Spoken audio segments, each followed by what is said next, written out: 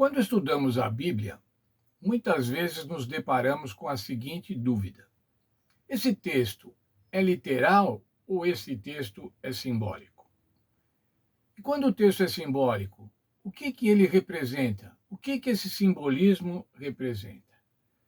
E o que fazer então? O que fazer quando nos deparamos com essa situação? Nós devemos analisar como os símbolos ou figuras são utilizados ao longo da Bíblia, e não como são entendidos atualmente. Não devemos nos prender ao sentido atual do símbolo, mas ver como é que ele é representado na Bíblia.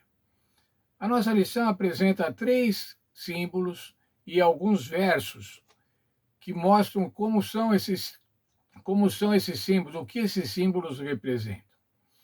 Por exemplo, Daniel 7, Daniel 7:7, Daniel 8:3 e Daniel 7:24. Vou ler o Daniel 7:24. Os 10 chifres correspondem a 10 reis. Essas três passagens de Daniel falam de chifres, mas quando falam de chifres, estão se referindo a reis ou a reinos.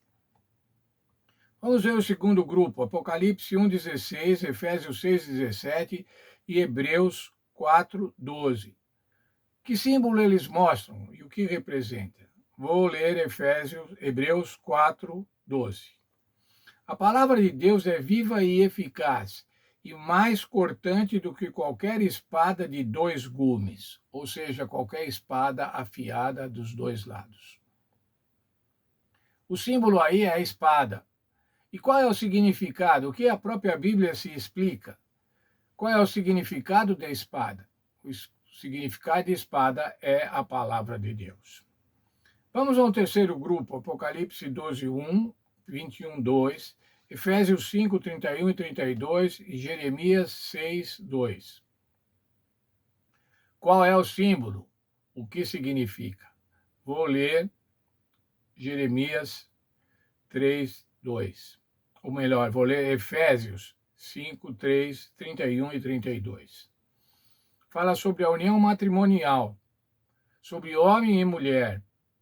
E aí agora, então, o próprio Paulo diz assim, ele está se referindo a Cristo e à igreja. O símbolo de mulher, quando aparece o símbolo mulher na Bíblia, ele representa a igreja. Representa a igreja de Deus, e quando é uma mulher pervertida, representa também a igreja pervertida. Quando seguimos o princípio de que a Bíblia deve interpretar a si mesma, a maior parte dos mistérios que existem por trás do simbolismo profético desaparece. Vemos, por exemplo, que chifre simboliza poder político ou nação, espada representa a mulher de Deus e mulher se refere à igreja. Vemos claramente a Bíblia se explicando. Mas por que é que o Senhor escolheu se comunicar com os seres humanos algumas vezes através de símbolos? Por quê? Qual a razão? Vamos lá, 1 Pedro 5,13. 1 Pedro 5,13, Pedro fala para alguém que está em Babilônia, em vez de falar que está em Roma. Ele está se referindo a uma pessoa que está em Roma, mas ele fala que está em Babilônia. Ora, Babilônia já não existia mais enquanto uma cidade importante naquele momento histórico. E por que ele fala isso?